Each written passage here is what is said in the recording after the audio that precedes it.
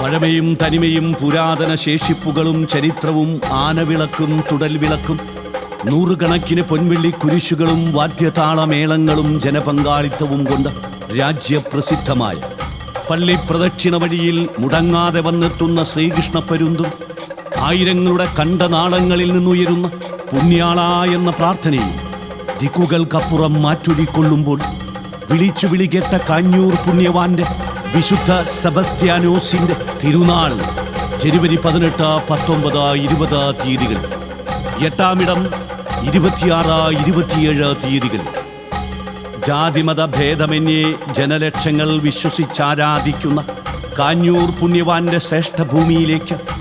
ഏവർക്കും ഹൃദയ സ്വാഗതം.